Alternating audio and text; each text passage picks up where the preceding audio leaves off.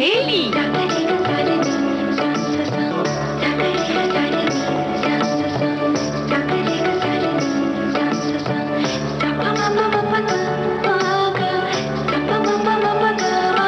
सखी सहेली।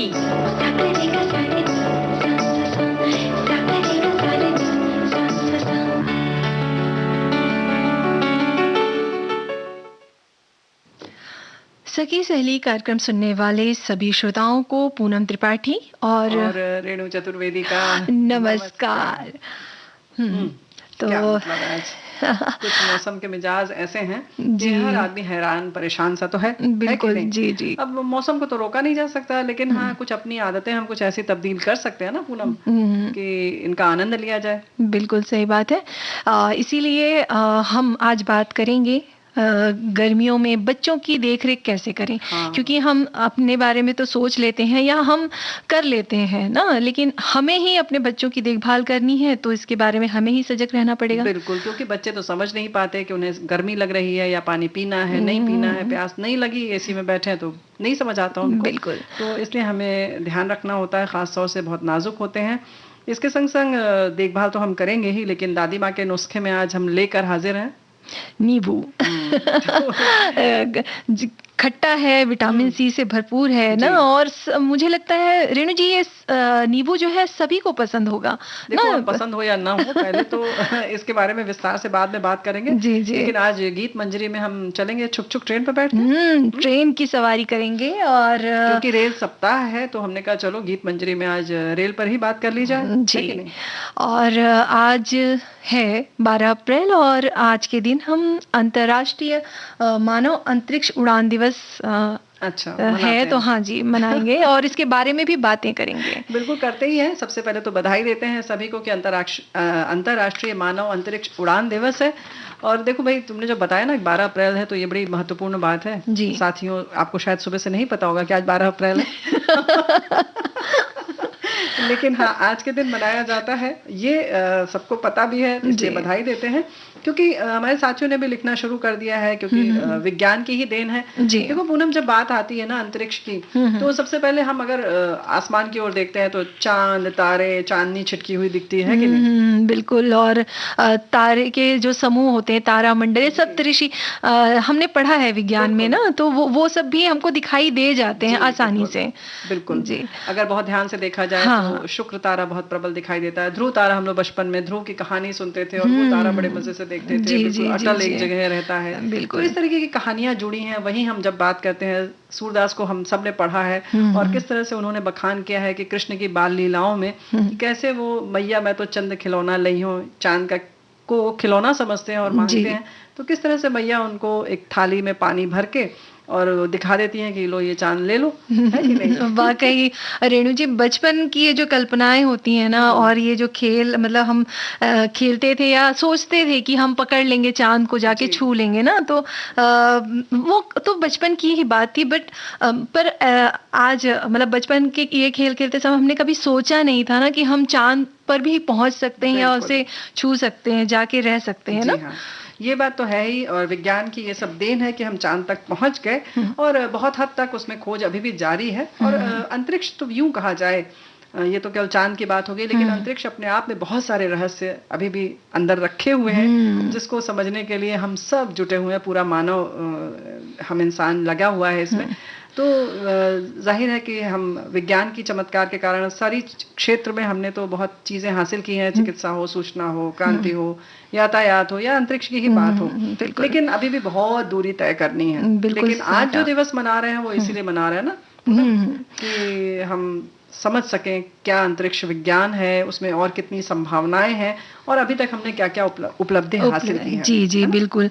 और आज ही के दिन 12 अप्रैल को रेणु जी हमने ना ह्यूमन स्पेस फ्लाइट यानी इंसान का अंतरिक्ष में यात्रा करना जो है वो सफल हुआ था। और 12 अप्रैल 1961 के दिन रसिया के जो अंतरिक्ष यात्री हैं यूरी गागारिन ने पहली बार जो है उनका जो विमान अंतरिक्ष यान था वोस्टोक 1, इससे उन्होंने पृथ्वी का एक पूरा चक्कर लगाया था जी ना। और 108 मिनट तक ये वो अंतरिक्ष में रहे थे और फिर सफलतापूर्वक धरती पर लौट आए। ये बहुत बड़ी उपलब्धि थी क्योंकि बहुत सारे उसके संग पहली बार चूंकि मानव जा रहे थे अंतरिक्ष में, मानव का जाना बहुत सारे सवालों को खड़ा कर रहा था। डर लगता था कि कहीं जीवित रहेंगे नहीं रहेंगे, कितना दबाव है, क्योंकि एक सभी को पता है कि पृथ्वी के बाद तक बहुत काफी दूर तक ये तो कह सकते हैं, लेकिन अगर अंतरिक्ष की बात करें तो बहुत दूर तक नहीं। हाँ, वो जो गुरुत्वाकर्षण शक्ति है वो समाप्त हो जाती है और एक सीमा के बाद, और उसके बाद जब बिल्कुल हवा में तैरते हैं तो बातें नहीं पहुंचती एक दूसरे तक, तो बहुत सारी मुश्किलें होती हैं। तो हमारे एक साथी ने, बहुत सारे लोगों ने लिखा भी है कि अंतर्राष्ट्रीय स्तर पर मानव जाति के लिए अंतरिक्ष युग की शुरुआत के रूप में ये दिन मनाया जाता है। इसके साथ ही ये दिवस अंतरिक्ष विज्ञान और प्रौद्योगिकी के महत्वपूर्ण योगदान की पुष्टि भी करता है। 12 अप्रैल 1961 को सोवियत नागरिक यूरी गगरिन ने पहली मानव अंतरिक्ष उड़ान भरी थी। तो ये बात बिल्कुल सही है। तो आज का दिन विशेष इसलिए भी है रेणु जी, क्योंकि ना आज अंतर्राष्ट्रीय स्तर पर मानव जाति के लिए मतलब एक अंतरिक्ष युग की शुरुआत हुई थी ना। इसके पहले जैसे आपने पहले ही बोला कि अंतरिक्ष के बारे में किसी को पता नहीं था कि क्या होगा कैसे होगा ना। तो आज के दिन ही अंतरिक्ष की युग की शुरुआत हुई थी। आज हमें पता चला था आज के दिन कि हम अंतरिक्ष तक पहुंच सकते हैं या यूं कह सकते हैं कि जो पृथ्वी की परिधि है, जो सीमा है, वो जो गुरुत्वाकर्षण वाली जो है, उससे हम बाहर निकल सकते हैं। तो बहुत असीम संभावनाएं खुली आज के दिन ही। और संयुक्त राष्ट्र महासभा ने शांतिपूर्ण उद्देश्यों और उनसे मिलने वाले लाभ को पूरी दुनिया में बढ़ावा देने के लिए 7 अप्रैल 2011 में ये निश्चित किया कि 12 अप्रैल को अंतर्राष्ट्रीय अंतरिक्ष उड़ान दिवस मनाया जाएगा, ये घोषणा की। बिल्कुल। और पूरे विश्व में शांतिपूर्ण ढंग से अंतरिक्ष खोज को बढ़ावा देने के लिए संयुक्त राष्ट्र संघ ने दुनिया के देशों के साथ मिलकर अलग अलग संस्थाएं भी बनाई। ये संस्था थी UNOOSA, यानी कि United nation office for outer space affairs. इस संस्था का कार्य था अंतर्राष्ट्रीय अंतरिक्ष कानून के अंतर्गत अंतरिक्ष में छोड़े गए उपग्रह की पूरी जानकारी रखना। तो भाई इस तरह से, जैसे कि हमारे साथियों ने भी लिखा है कि विज्ञान और प्रौद्योगिकी का महत्वपूर्ण योगदान तो है ही, इसको हम नहीं नकार सकते, उसके बगैर तो हम पहुंच ही नहीं सकते थे। बहुत सारी जानकारियां अभी भी हमें मिल रही हैं और मानव जाति के लगातार विकास के लक्ष्यों को हासिल करने में खास तौर से अंतरिक्ष विज्ञान और प्रौद्योगिकी का बड़ा महत्वपूर्ण भूमिका है। और जाहिर है कि धीरे धीरे जीवन और बेहतर भी हो रहा है, जानकारियां बढ़ रही हैं। वहीं यूरी गगरिन का विशेष योगदान जो है वो भी हम नहीं भूल सकते, क्योंकि जैसे कि हमने कहा ना कि एक डर था कि हम उस परिधि से बाहर निकलेंगे तो क्या होगा क्या नहीं होगा, है ना। इन सब को उन्होंने बहुत बहादुरी के साथ, बहादुरी के साथ उसको स्वीकारा कि ठीक है हम चले जाएंगे, जो होगा देखा जाएगा। बिल्कुल, है ना, बहुत बड़ा कदम था। बिल्कुल, ऐसे मिशन के लिए तैयार हो जाना जिसके बारे में बहुत कम लोगों को जानकारी थी ना, उस समय जानकारी ही नहीं। देखो, जानकारी तो कहते हैं ना कि व्यावहारिक नहीं थी। किताबों में पढ़ लेना और सचमुच जाके क्या होगा ये कोई नहीं जान सकता, है ना। अगर ऐसा व्यावहारिक ज्ञान हो जाए तो फिर जितने भी यान अभी तक गए हैं, चंद्रमा पर हो या किसी और ग्रह पर, वो फेल ना हो, है ना। क्योंकि सारी जो चीजें फेल भी होती हैं उनको कितनी शोध के साथ, कितने चीजों के साथ, पूरा कितने प्रयोग के साथ सब कुछ करके बनाया जाता है। लेकिन उसके बाद भी जब वो जाते हैं तो दरअसल वहां जाने पर क्या होता है ये तो वहां जाने पर ही पता चलता है। जी, बिल्कुल सही कहा। और रेणु जी, ये वो ऐसा दौर था जहां पर किसी भी रॉकेट, अंतरिक्ष यान, संवाद उपकरणों का पर मतलब भरोसा नहीं किया जा सकता था। जैसे आपने कहा ना कि नई चीजें थी, नई टेक्नोलॉजी थी, नई तकनीकी क्षेत्र थे, तो उस पर भरोसा करना भी थोड़ा सा मुश्किल था। और ऐसे समय में अंतरिक्ष में मनुष्य को जीवित रहने के लिए कोई खास जानकारी भी नहीं थी हम लोगों को ना। किसी आपात स्थिति में कैसे बचाव किया जा सकता है ये भी हमें पता नहीं था। बिल्कुल। और ऐसे समय में यूरी गगरिन ने अपना जीवन, यूं कह सकते हैं ना पूनम, की दांव पर लगा दिया। क्योंकि जैसे हमने अभी कहा ना कि पता नहीं था, सब कुछ समझ तो लिया कि हाँ जाने के बाद वहां पर हवा का दबाव नहीं होगा, बातें नहीं हो सकती, चलना मुश्किल होगा, आपको शरीर का अपने भार नहीं पता चलेगा, सब कुछ पता है। लेकिन उसके बाद भी जाने के बाद क्या होगा नहीं पता। बिल्कुल। तो इस तरह से उसके बाद सच बात है कि जीवन की संभावना के बारे में भी बहुत सारे प्रश्न चिन्ह थे। ऐसे में यूरी गगरिन गए और उन्होंने फिर पूरी दांव पर लगाया, लेकिन एक इतिहास रच दिया, है ना। और अंतरिक्ष में 108 मिनट तक रहने के बाद धरती पर सफलतापूर्वक वापस आए और लौटने के बाद फिर तो भाई उस राष्ट्रीय हीरो बन गए ना रूस के। बिल्कुल।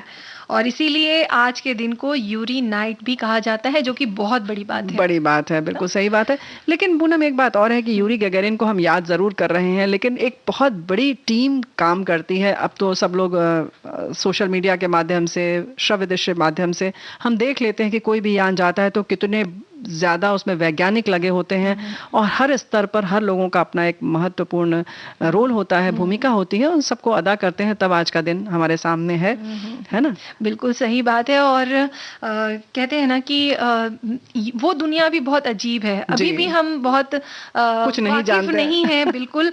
तो हमें तो वो कल्पना, मतलब ऐसा लगता है कि वो हमारे लिए कल्पना ही है ना, तो कल्पना से जुड़ना, और ये भी बहुत अच्छी बात है। तो रेणु जी, आगे हम अपने श्रोताओं को मतलब कल्पना की बात कल्पना की दुनिया से बाहर निकलते हैं और आ जाते हैं संगीत की दुनिया में, ऐसा? बिल्कुल। चलो चलते हैं।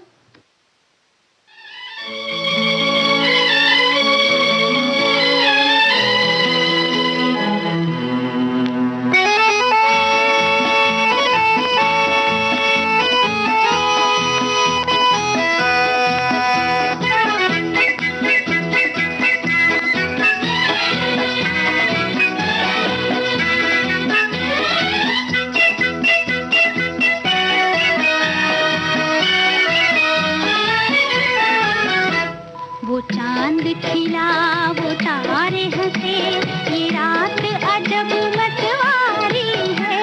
वो चांद खिला, वो तारे हंसे, ये रात अजब मतवारी है। समझने वाले समझ गए हैं, ना समझे वो अनाड़ी है। वो चांद खिला, वो तारे हंसे, ये रात अजब मतवारी है। समझने वाले समझ गए हैं, ना समझे वो अनाड़ी है। वो चांद खिला, वो तारे हंसे, ये रात अजब मतवारी है।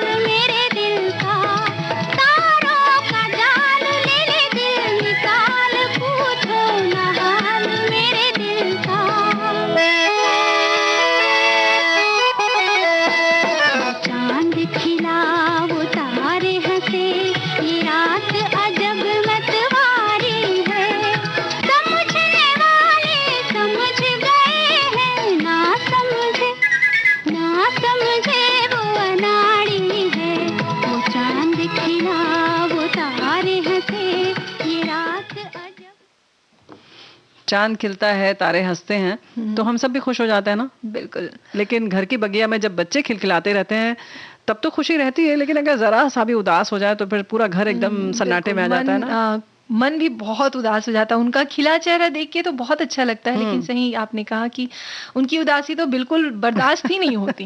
बिल्कुल बर्दाश्त हो भी नहीं सकती, क्योंकि बच्चे जो होते हैं बिल्कुल निश्चल होते हैं। और सच बात है कि वो इतने खुशी से भरे होते हैं कि जिस समय वो खुश होते हैं तो हर आदमी खुश हो जाता है ना। घर का माहौल एकदम बदल जाता है। हाँ, बदल जाता है। क्या ये तो घर की बात है पूनम, लेकिन कहीं हम बाहर भी मिलते हैं तो बच्चों को देखते ही एकदम चेहरे पर हमारे खुशी सी आ जाती है ना, क्योंकि उनके पास बहुत प्यार होता है और जिसके पास जो होता है वो वही बांटता रहता है, तो बच्चे यूं ही बांटते रहते हैं, है ना। सही कहा आपने।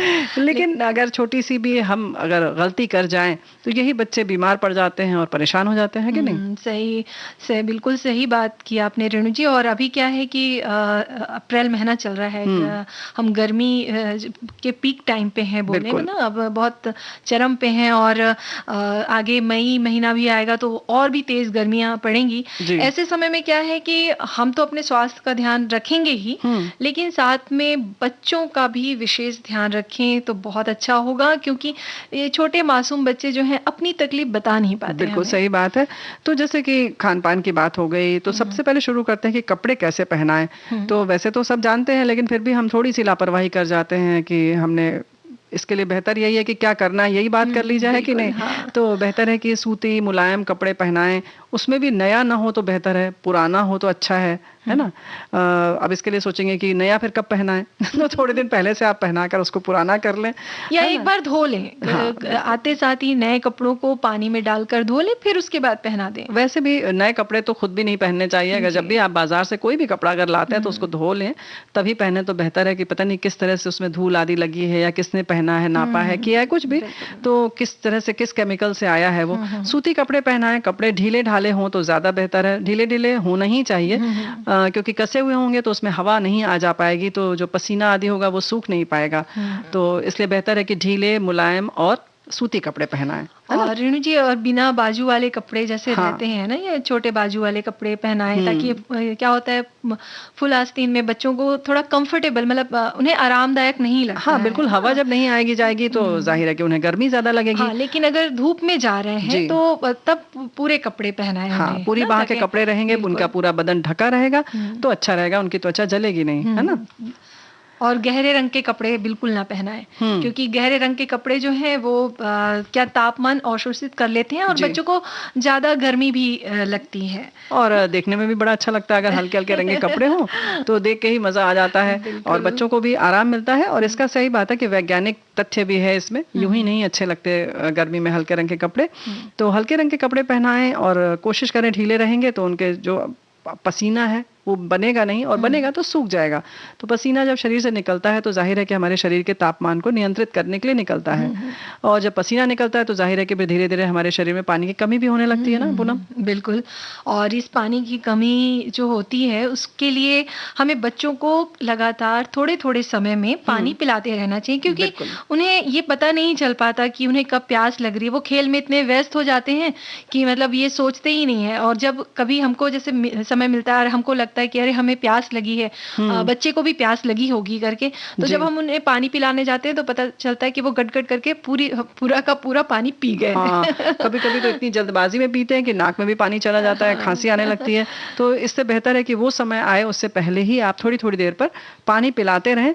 पानी पिलाने के संग-संग पूनम एक बात और है, इस बात का ख्याल रखें कि बच्चा जब 6 महीने से ऊपर हो जाए, यानी माँ के दूध से अतिरिक्त भी आहार जब लेने लगता है तो उन बच्चों को पेय पदार्थ ज्यादा पिलाएं, है ना। और ऐसा ना करें कि ज्यादा खाना वैसे खिला दिया कि पानी की जगह ही नहीं बची। बच्चों को तो समझ में नहीं आता है, तो बेहतर है कि पेय पदार्थ में जैसे आ गया कि छाछ है, सब्जियों का सूप है, ताजे फलों का जूस है, तो ये सारी चीजें उनको देते रहें, गन्ने का रस है जैसे, है ना। बिल्कुल बिल्कुल। और अगर ऐसा लगता है कि बच्चों की उम्र के हिसाब से उन्हें कितना तरल पदार्थ देना है, मतलब कितना हाँ। पेय देना है उनको, तो ये इस बारे में वो डॉक्टर से भी सलाह ले सकते हैं। बिल्कुल सही है ना? बात है। और रेणु जी, ये तो हो गई पानी और तरल पदार्थों की। हुँ। और इसी तरह खाने का भी विशेष ध्यान रखना चाहिए गर्मियों में खासकर। होता क्या है कि ममता में आकर जो माएँ होती हैं वो बच्चों को ज़्यादा से ज़्यादा खाना खिलाना चाहती हैं, लेकिन बिल्कुल। गर्मियों में जितना बच्चा खाए उतना ही उसको खाना खिलाएँ, ताज़े भोजन मतलब खाना ही उसे दें, जी। बाकी जो बचा-कुचा है वो ना खिलाएँ। वैसे तो माएँ नहीं खिलाती हैं, लेकिन हाँ, फिर भी कभी ध्यान होता है रखें, कि बिल्कुल। ध्यान रखें इस बारे में। और खाना बनाते समय खासकर सफाई का ध्यान रखें कि आस-पास मच्छर ना हो, मक्खी ना हो, बिल्कुल। तो ऐसे भोजन करने से बच्चे कभी बीमार नहीं पड़ते हैं। बिल्कुल सही बात है, तो ताज़ा खाना खिलाएँ बच्चों को, इस बात का ख़्याल रखें। और जैसे हमने पहले भी कहा कि एक बार अगर उसने मना कर दिया तो ज़बरदस्ती ना करें, ये ना बिल्कुल। सोचें कि वो नखरे दिखा रहा है। ऐसे ही विटामिन्स और बाकी पोषक तत्वों का भी अपने भोजन में, बच्चों के भोजन में ध्यान रखें कि क्या खिलाना है। प्लास्टिक में तो हर उम्र के लिए मना ही है कि प्लास्टिक के किसी भी बर्तन में खाद्य पदार्थ न रखें, और ख़ास तौर से गर्म तो बिल्कुल ना रखें। बच्चों के लिए ख़ास तौर से ध्यान रखें क्योंकि बहुत नाज़ुक होते हैं। और इसके साथ-साथ जैसे कि बात हुई कि घर से बाहर निकलने की बात, तो घर से बाहर निकलें तो पूरा बदन तो ढका ही रहे बच्चों का, लेकिन उसके संग-संग सिर पर ज़रूर कोई मोटा कपड़ा ज़रूर रखें, नहीं तो लू लगने की संभावना रहती है। बिल्कुल सही तो बात है। और गर्मियों में खासकर जैसे अभी बहुत अच्छे-अच्छे फल आते हैं ना, जो पानी से भरपूर होते हैं, जैसे बिल्कुल। तरबूज है, आम है, खरबूजा है, मतलब आम तो है पानी से ही। भरे हुए हैं, बिल्कुल हाँ। सही बात है। तो ये फल भी बच्चों को ज़रूर खिलाएँ, और जी। अगर नहीं खाते हैं बच्चे तो उन्हें थोड़ा-थोड़ा करके आदत डालें बिल्कुल। इस तरह के फल खाने की। तो भई और आदत तो हम डालेंगे, लेकिन हमारी भी आदत पड़ी हुई है कि बीच-बीच में कार्यक्रम में हम गीत सुन लें। बिल्कुल रेणु जी, तो चलें? चंदा है तू, मेरा सूरज है तू, ओ मेरी आँखों का तारा है तू।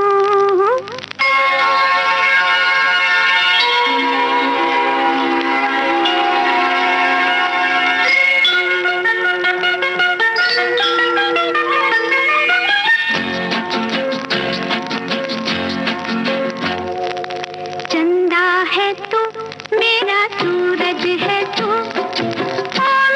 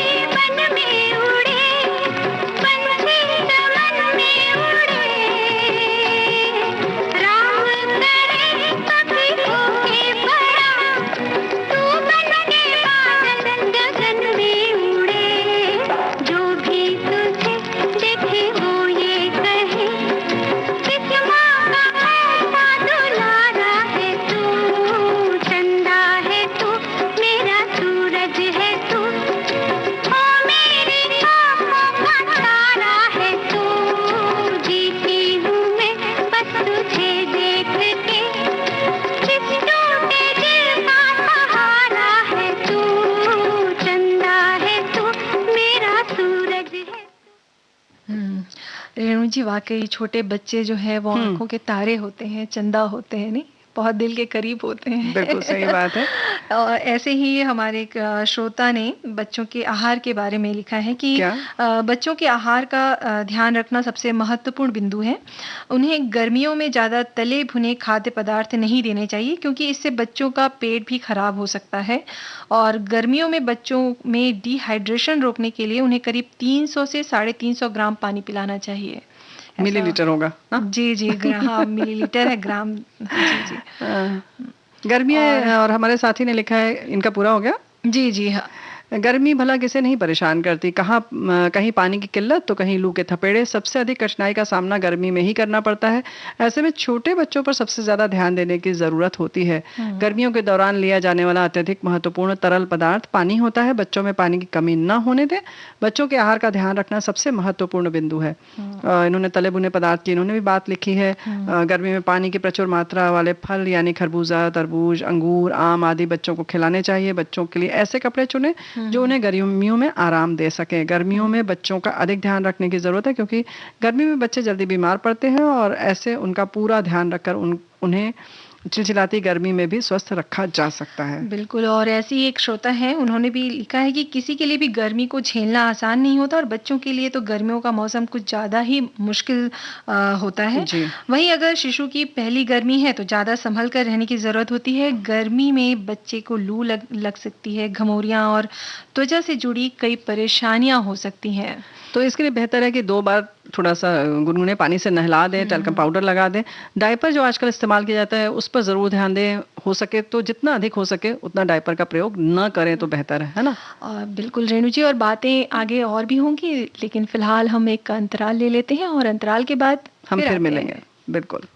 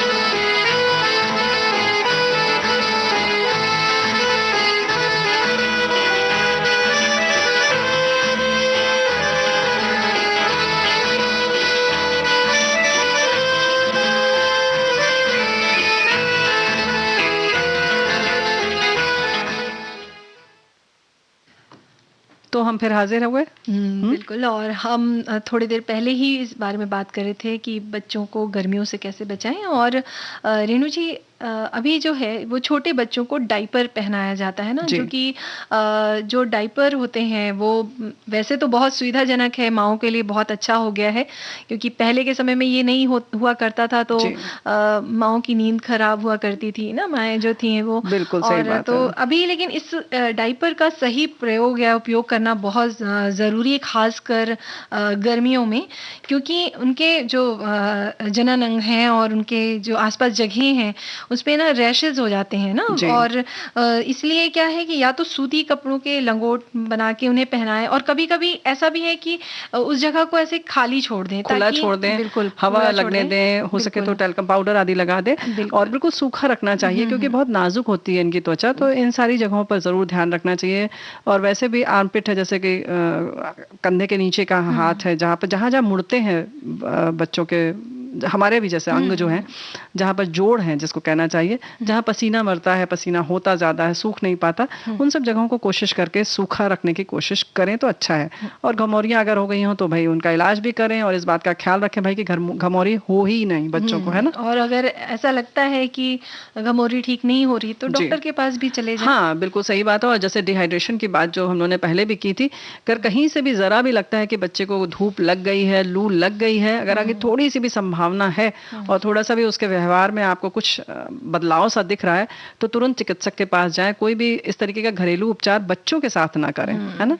बिल्कुल, क्योंकि बहुत नाजुक होते हैं, बहुत क्षण भर में कुछ भी हो सकता है। हम लोग ये सब चीजें जो होते हैं ना, प्रयोग तरह तरह के, वो हम झेल लेते हैं, लेकिन बच्चों के लिए इस तरीके का प्रयोग ना करें तो बेहतर है ना? और रेणु जी, और एक बात और खास है, क्योंकि गर्मियों का सीजन आ गया है, मौसम चल रहा है, तो ऐसे में अपनी थोड़ी इच्छाओं को हम दबा लें कि बाहर घूमने ना जाएं, हाँ, बिल्कुल ना, सही बात है। खासकर धूप में ट्रेन ना और लगे। हाँ रेल की जो यात्रा ना करें। अभी तो हम रेल की यात्रा करेंगे करेंगे, लेकिन बहुत छोटे बच्चों के साथ ना करें। हाँ।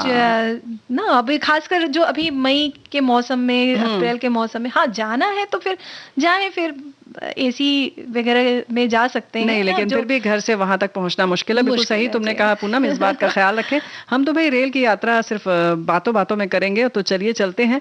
क्योंकि जब भी किसी सफर में हम निकलते हैं ना, तो पूनम, तो क्या है कि आरामदायक हो सफर तो अच्छा लगता है, फिर वहीं मजा जो है वो दुगना तब होता है जबकि खाने पीने की खूब चीजें हों, आसपास के आप नज़ारे देख रहे हों।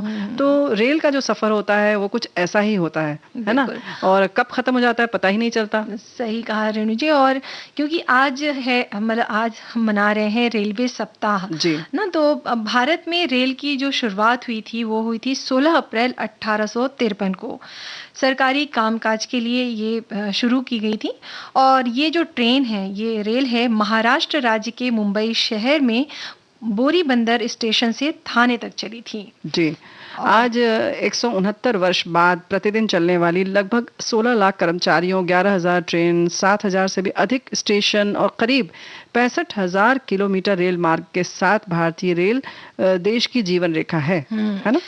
सोचिए रेणु जी, आज लगभग 16 लाख कर्मचारी हैं इस रेल विभाग में, 11,000 ट्रेनें हैं, 7,000 से अधिक स्टेशन हैं, बताइए। वाकई। वैसे तो आज यातायात के बहुत से साधन हैं ना, हवाई जहाज है, जल यात्रा है, सड़क यात्रा है, पर रेल यात्रा का ना आनंद ही अलग होता है। और साथ ही अगर हम रेल परिवहन की बात करें तो रेल परिवहन सड़क परिवहन की तुलना में 6 गुना कम ऊर्जा खर्च करता है और ये 4 गुना अधिक किफायती भी है। क्या बात है। और रेलों के निर्माण की लागत भी अन्य यातायात से लगभग 6 गुना कम होती है। तो कुल मिलाकर हम ये कह सकते हैं कि एक सस्ता, सुंदर, टिकाऊ साधन है। तो रेल के सफर के तो फायदे ही फायदे हैं ना। तो चलिए चलते हैं गीत भरे सफर में। आओ बच्चों खेल दिखाएं, छुक छुक करती रेल चलाएं, सीटी देकर सीट पे बैठो, एक दूजे की पीठ पे बैठो, आगे पीछे पीछे आगे, लाइन से लेकिन कोई ना भागे, सारी सीधी लाइन में चलना, आंखें दोनों नीचे रखना, बंद आंखों से देखा जाए, आंख खुले तो कुछ ना पाए, आओ बच्चों रेल चलाएं। सुनो रे बच्चों, टिकट कटाओ, तुम लोग नहीं आओगे तो रेलगाड़ी छूट जाएगी।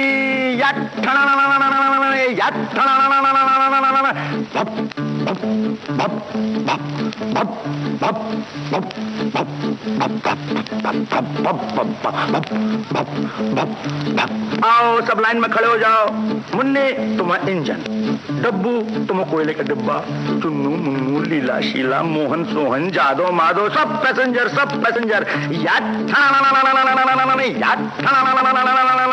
रेडी, 1 2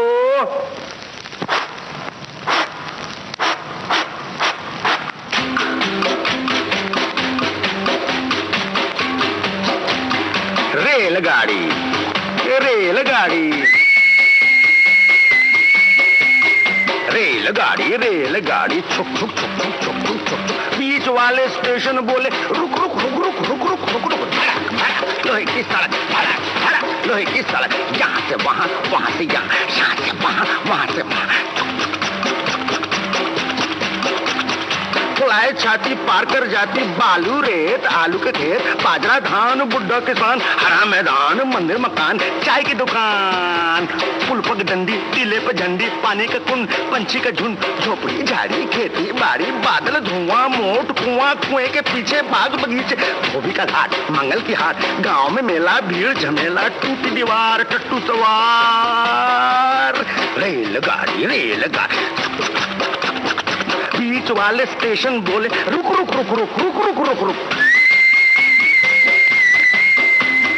धर्मपुर धर्मपुर धर्मपुर धर्मपुर, मैंगलोर बैंगलोर बैंगलोर मैंगलोर, मांडवा खांडवा खांडवा मांडवा, रायपुर जयपुर जयपुर रायपुर, तालेगांव मालेगांव मालेगांव तालेगांव, नेल्लूर वेल्लूर वेल्लूर नेल्लूर, सोलापुर कोल्हापुर कोल्हापुर सोलापुर, उत्कल डिंडीगल डिंडीगल कुक्कल, मछलीपट्टनम विमलीपट्टनम विमलीपट्टनम मछलीपट्टनम, उंगोल निर्दिगोल निर्दिगोल उंगोल, गोरेगांव गोरेगांव गोरेगांव गोरेगांव, नंदाबाद नंदाबाद नंदाबाद नंदाबाद, शोधनूर कोतनूर शोधनूर कोतनूर।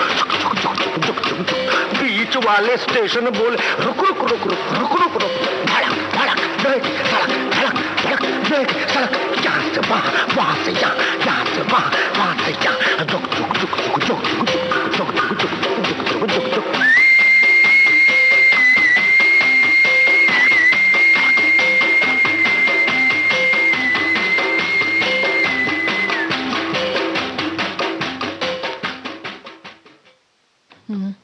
मजा आ गया ना? रेणु जी, बिल्कुल मैं तो बचपन की यादों में ही खो गई थी। वाकई ये रेल से जुड़ी बहुत सी यादें हैं ना बचपन की। मुझे भी एक कुछ बातें याद हैं, जैसे कि हम गर्मी की छुट्टियों में क्या है नानी के यहाँ जाया करते थे, और हम 2 बहन एक भाई थे। तो क्या होता था कि रिजर्वेशन होता था और खिड़कियां तो 2 ही रहती हैं एक साइड ना, सही बात है। तो एक तरफ भाई और एक तरफ बहन दोनों बैठ जाते थे। अब क्योंकि मैं बड़ी थी तो मुझे ये मतलब तसल्ली करनी पड़ती थी। मम्मी बोलती थी अरे वो छोटे हैं बैठे रहने दो करके ना, तो मुझे समझौता करना पड़ता था कि भाई अब मैं मतलब इंतजार करती थी कि कब दोनों में से एक सोए। अच्छा। तो मैं जाके खिड़की में चिपक कर बैठ जाऊं। क्या बात है। क्योंकि खिड़कियों से मतलब नजारे अलग ही दिखते हैं ना, और वो बचपना था, इतना मजा आता था। ऐसा भी लगता है ना कि पेड़ दौड़ रहे हैं, हम रुके हुए हैं। हाँ। पेड़ चलते जा रहे हैं, है ना? बिल्कुल। पहाड़ हो जो भी दिखता है, खेत खलिहान, सब आगे भागते जा रहे हैं भागते जा रहे हैं भागते जा रहे हैं। जी जी बिल्कुल। और वो जो ट्रेन चलती हुई जो चक्के दिखते थे ना, हाँ। वो देखने में बड़ा मजा आता था। जब घूमती है, जब वो टर्न लेती है, थोड़ा सा भी घुमाव आता है और पीछे की ट्रेन अपनी ही ट्रेन दिखती है या आगे की दिख जाती है, उसका आनंद अलग ही होता है। तो इस तरीके के मजे तो होते ही थे। पहले तो बहुत सारे और भी तरह से हम लोग जाते थे, जैसे सुराही आदि साथ में ले जाते थे। ट्रेन का सफर होता था क्योंकि तब बर्फ आदि नहीं बनती थी, मिलती नहीं थी बाजार में। ठंडे पानी के लिए पूरी व्यवस्था हमारे साथ होती थी। तो इस तरीके का अलग आनंद था।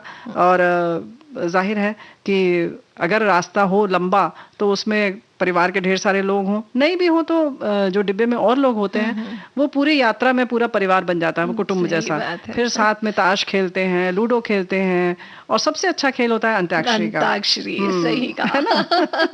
तो समय का पता ही नहीं चलता है। और साथ में जो हम घर के बने व्यंजन ले जाते थे, क्योंकि बाहर की चीजें खाना उस समय कम पसंद करते थे। आज भी इतना मिलता भी नहीं था, इतनी विविधता नहीं थी। बिल्कुल बिल्कुल। तो जैसे मठरी है ना, शक्करपारा, चकली, चूड़ा, भेल, हाँ, तो ये ना इतनी तरह तरह के व्यंजन खाते खाते कब समय बीत जाता था पता ही नहीं चलता था। और बीच बीच में जब अगर ट्रेन रुकती भी थी तो वहां स्टेशन में भी जाके हमको कुछ ना कुछ लेना होता था। जी हाँ बिल्कुल। उतर के कुछ नहीं, भीगे हुए चने, उसके संग वो जब प्याज और टमाटर आदि डाल के देते हैं, उनके बेचने का तरीका बिल्कुल अलग होता है। इसके संग संग व्यंजन की जब बात आती है तो भाई ये तो बाद में तुमने बताया कि नमक पारा हो, शक्कर पारा हो, चकली जो भी हो, ये सब अतिरिक्त चीजें हैं। लेकिन मुख्य जो होता है पूड़ी और आलू की सब्जी, वो ट्रेन वाली अभी भी दिल करता है कि कभी घर में बैठे ही बैठे हम वो वाली सब्जी आलू की और पूड़ी खाई जाए, तो उसका मजा ही अलग हो जाता है ना। लेकिन वो घर पे वो मजा नहीं मिलेगा जो कि ट्रेन पर या रेल पे चलने अभी भी उसका तो नाम बन गया है कि हाँ, ट्रेन वाली पूड़ी और आलू की सब्जी। बिल्कुल। धीरे धीरे लेकिन परिवर्तन आ गया, लोग और तरह की सब्जियां भी ले जाने लगे, लेकिन पहले तो सिर्फ और सिर्फ आलू और पूड़ी ही होती थी, आलू की सब्जी। तो इस तरह से होता था। और जैसे हमने कहा कि लोग जब बेचने आते हैं तरह तरह के आवाजें निकालते हैं, कोई गा के कुछ बेचता है, कोई अपने ढंग से बेचता है ना। बिल्कुल। और करतब दिखाते लोग भी दिख जाते थे। तो मतलब ऐसा रहता था वो सफर की आज भी हमको याद है, हम वो यादें आज भी संजो के रखे हुए हैं ना। मतलब वो ये चीज जो है मुझे लगता है कि हर किसी भी यात्रा में ये नहीं हो पाएगा। हाँ बिल्कुल देखा होगा। और जैसे हवाई यात्रा है और भी जैसे यात्राएं हैं ना, लेकिन हाँ जल्दी पहुंच सकते हैं, लेकिन ये जो यादें हैं सिर्फ ट्रेन में ही मिल सकती है। बिल्कुल, ये मजा आप ट्रेन में ले सकते हैं। एक तो सबसे बड़ी बात यह है कि आप ट्रेन में जब बैठते हैं तो खुद ट्रेन भी चलती है, लेकिन साथ में आप भी चल लेते हैं उसके अंदर अंदर, है ना। तो उसका अपना एक अलग मजा होता है, ट्रेन में चलना, इधर से उधर तक जाना, वॉशरूम तक जाना, आप प्रसाधन के लिए जाते हैं तो उसमें एक दो डिब्बे और टहल कर चले आते हैं, काफी दूर तक देख आते हैं कि खाना कहाँ बन रहा है ना। स्टेशन आया तो आप दरवाजे पर खड़े हो जाते हैं, कभी अपना ऐसे सिर बाहर निकाल कर हवा का मजा लेते हैं, है ना। और रेणु जी, और कभी कभी ऐसा भी होता है कि ट्रेन में हमको कुछ पुराने परिचित भी मिल जाते हैं अचानक ना। बिल्कुल। और तो फिर उस समय तो क्या कहने, फिर वो तो घर की जो मम्मी किस्सा शुरू हो जाता है तो फिर रुकने का नाम ही नहीं लेता जी ना। तो ये तो होता है पुराने दोस्तों के मिलने का या किसी पुराने परिचित के मिलने का। लेकिन हर बार जब हम यात्रा करते हैं, अगर थोड़ी भी लंबी हुई, 8 घंटे 10 घंटे की और दिन की हुई, तो कुछ ऐसे लोग बन जाते हैं जैसे लगता है कि इतना घनिष्ठ हमारा इनसे रिश्ता है, इतना अच्छा परिचय है, इतनी बातें हो जाती हैं, लगता है हम फिर मिलेंगे जरूर। लेकिन जब एक बार यात्रा समाप्त होती है, जब हम छोड़ते हैं, बाय बाय जब होता है, तो फिर शायद ही कोई दोबारा मिलता है ना। लेकिन कभी कभी कोई यात्री ऐसे हो जाते हैं जिनसे कि आपके बाद तक वो मित्रता बनी रह जाती है। लेकिन अधिकतर हमने यही देखा कि लगता है उस समय कि खूब आदान प्रदान होता है फोन का, इसका, लेकिन बाद में बस वहीं तक की वो यात्रा रहती है और बड़ी मजेदार होती है। ये जो छोटी वाली यात्रा होती है वो वाकई बहुत आनंददायक होती है।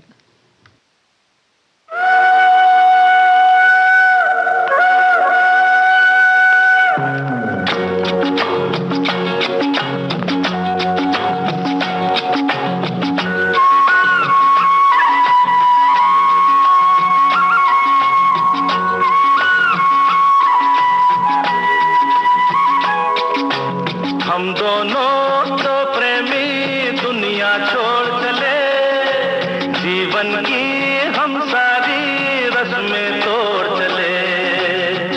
ए बाबू कहाँ गए हम दोनों तो प्रेमी दुनिया छोड़ चले, जीवन की हम सारी रस्में तोड़ चले।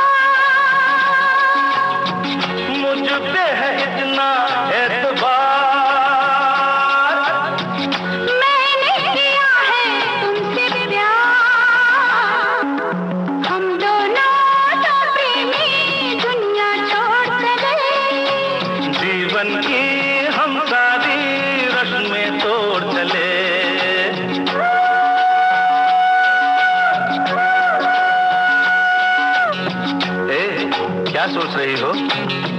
मैं हाँ हाँ, कुछ भी तो नहीं। बोलो ना कुछ तो। ऐसा न हो तू कभी छोड़ दे मेरा साथ। फिर न कभी कहना दिल तोड़ने वाली बात। ऐसा न हो तू कभी छोड़ दे मेरा साथ। अरे फिर न कभी कहना दिल तोड़ने वाली बात। मैंने तो की थी दिल लगी। अच्छा, मैंने भी की थी दिल लगी। हम दोनों दो प्रेमी दुनिया छोड़ चले, जीवन की हमारी रस्में तोड़ चले। हम दोनों दो प्रेमी। हम दोनों दो प्रेमी। हम दोनों दो प्रेमी। हम दोनों दो प्रेमी। हम दोनों दो प्रेमी। भाई ट्रेन की बात हो, लोग अपनी यादें साझा ना करें, ऐसा तो हो नहीं सकता। खट्टी मीठी यादें होती हैं। आपने लिखा है कि 1 से 4 अप्रैल तक पहली बार दोनों बेटों के साथ पूना से लगे हुए तीर्थों का दर्शन किया। साथ में मामी जी, उनका पोता और मामी जी की बहन थी। बहुत मजा आया। फिर 4 अप्रैल को इंदौर वापसी का टिकट लिया तो 4 लोगों के टिकट एसी और 2 के नॉन एसी हुए। तो कुछ भाई कुछ गड़बड़ी हो गई रेलवे की तरफ से, ये लिख रहे हैं। और इन्होंने लिखा है कि हमें एसी टिकट नहीं चाहिए था, फिर भी मजबूरी में जाना पड़ा। तो ऐसे ऐसे भी हो जाता है ना। और रेणु जी, एक श्रोता ने हमारे ये भी लिखा है कि रेल हमारे लिए सवारी काशी जी से आई है, हरे हरे कुछ पीले पीले आम वहां से लाई है। क्या बात है। बचपन में यह पढ़ी कविता याद आ गई। अब पता नहीं आज रेल पर क्या क्या सुनेंगे। हम गीत मंजरी में इंतजार करते हैं। तो भाई अब आप सुन रहे हैं। हमारे एक साथी ने लिखा है कि बुआ जी, एक बार हम लोग जगन्नाथ जी की यात्रा पर गए थे। वहां पर हम लोग ट्रेन में सफर के लिए बहुत अधिक सत्तू ले गए थे, जो बहुत काम आया। उसे बनाने में कोई दिक्कत भी नहीं होती थी। तो भाई ये बात आप गांठ बांध लीजिए कि जब आप यात्रा कर रहे हो तो सत्तू लेकर जाए। अब पूड़ी और आलू का जमाना नहीं रहा। लेकिन भाई ये तो बहुत सारे व्यंजन की बात हो गई, लेकिन जितने व्यंजन उतनी ही तरह की ट्रेन भी अब होती है ना पूनम। जैसे कि मोनो रेल है, सुरंग या सुरंग की कहे ना, टनल ट्रेन है, ट्रॉम ट्रेन है, भूमिगत ट्रेन है, हाई स्पीड वाली ट्रेन है जिसे कि बुलेट ट्रेन भी कहते हैं। और वहीं समुद्री ट्रेन है, मेट्रो ट्रेन है और मैग्लेव ट्रेन भी होती है। और एक ऐसी ट्रेन है जो चुंबकीय शक्ति का इस्तेमाल करते हुए बिना जमीन को छुए हुए नियंत्रित रहती है और बहुत तेज गति से चलती है।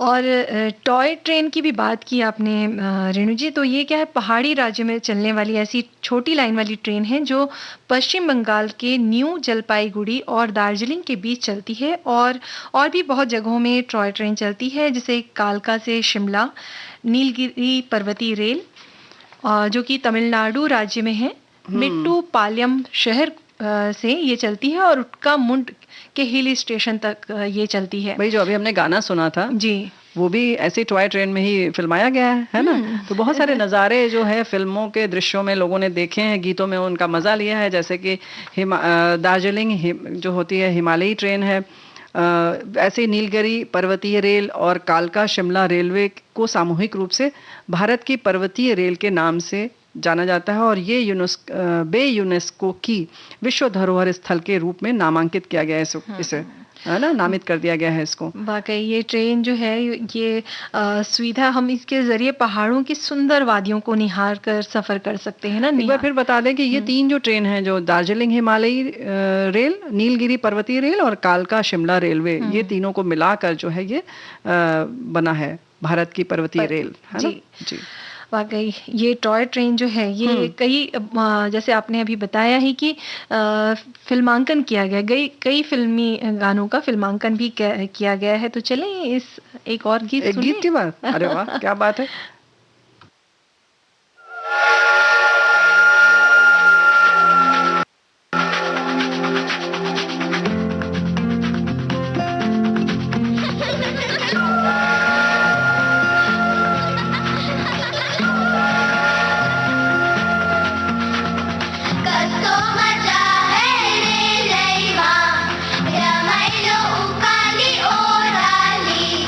कस्तो मजा है रे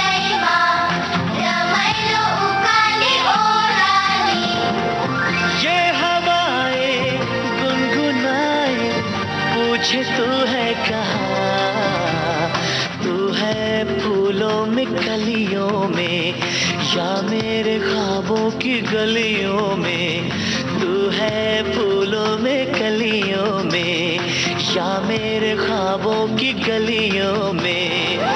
ये हवाएं गुनगुनाए पूछे तू है कहाँ, तू है फूलों में कलियों में या मेरे ख्वाबों की गलियों में।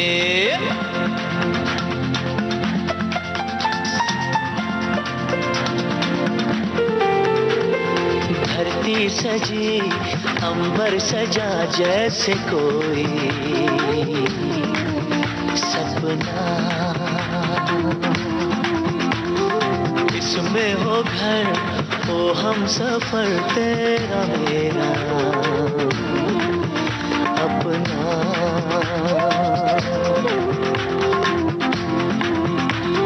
धरती सजी अंबर सजा जैसे कोई सपना, इसमें हो घर हो हम सफर तेरा मेरा अपना। सुना तेरे बिना ख्वाबों का ये मकान, आ भी जाओ आओ ना।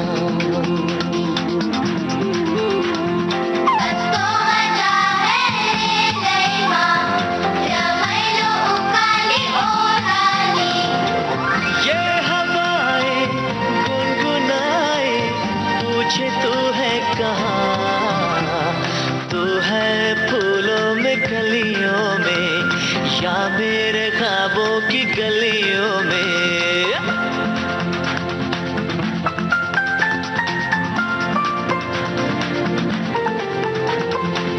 रे पिया सुन बोले जिया दिल में यूं ही रहना, खुशी मेरे गम सारे तुझसे सनम, तू ही दिल का गहना। ख्वाबों की राहों पर खुशियों का कारवां, आ भी जाओ आओ ना। कस्तो मजा है रे दैवा रमैलो काली ओराली, कस्तो मजा है रे दैवा रमैलो काली ओराली। ये हवाएं गुनगुनाए पूछे तू है कहाँ, तू है फूलों में कलियों में या मेरे ख्वाबों की गलियों में। ये हवाएं गुनगुनाए पूछे तू है कहाँ।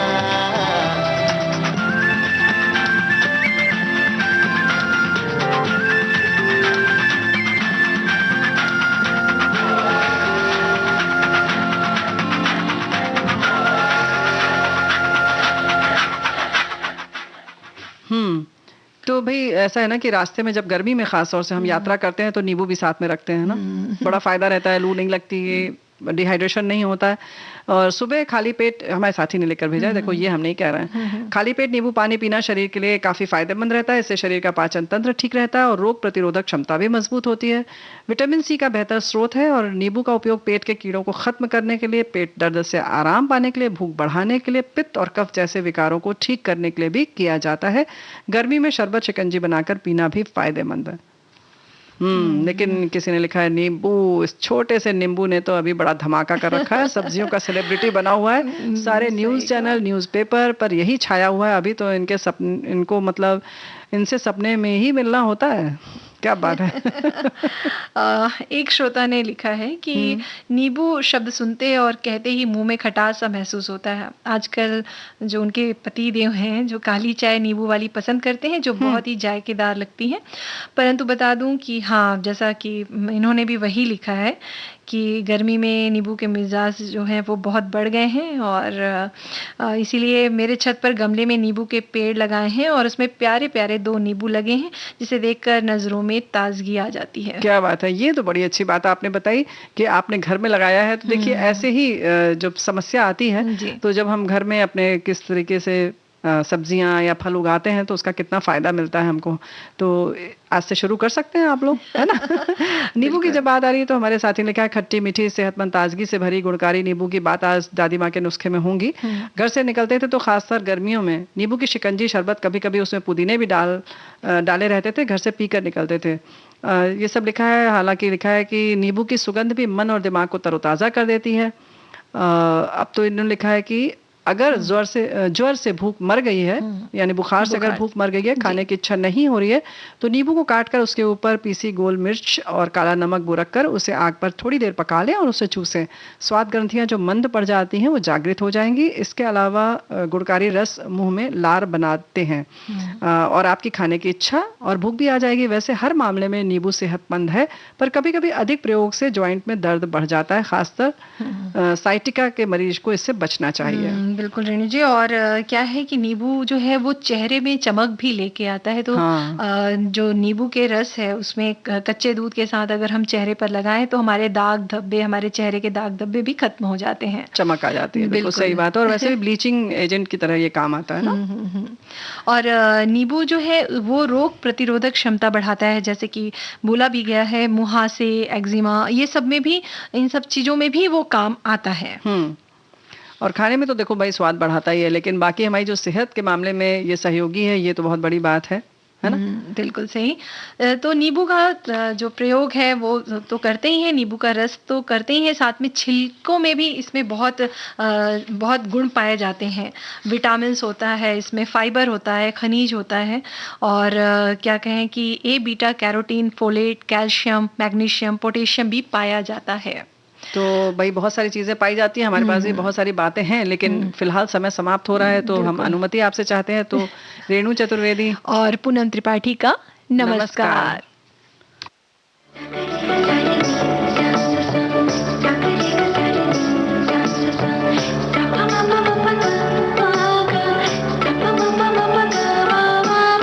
सखी सहेली।